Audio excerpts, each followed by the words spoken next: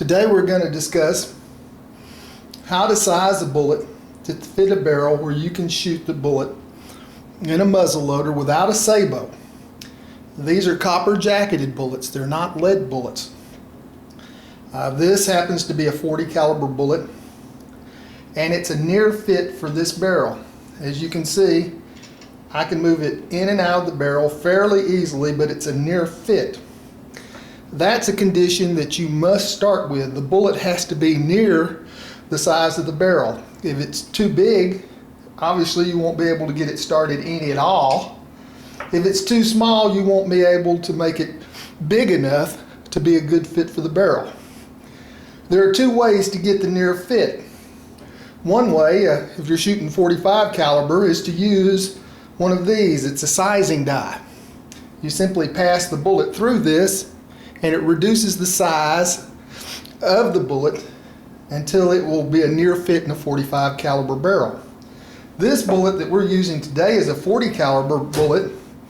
It does not require any sizing because we're trying to shoot it out of this .408 caliber barrel, a barrel that was designed for the .408 Cheyenne tactical rifle, a fairly new caliber. But anyway, this caliber gives us the opportunity to shoot .40 caliber jacketed bullets out of a muzzle loader without the use of a sabot. To get the proper fit, we need one of these, which is a fairly coarse mill file, double cut, and this, a flat surface for the bullet to roll on.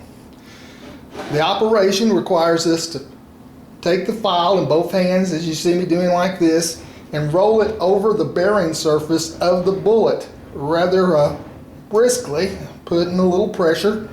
I can tilt the file up toward this right angle down here on the bottom to get more or less knurling marks on the bullet, depending on how much I have to raise the edges on here for it to fit.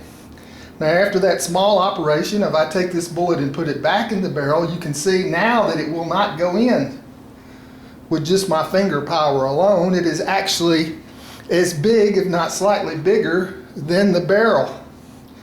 Now, I take this short starter. You can see now that the bullet goes in with about the same pressure that a good tight sabot would go.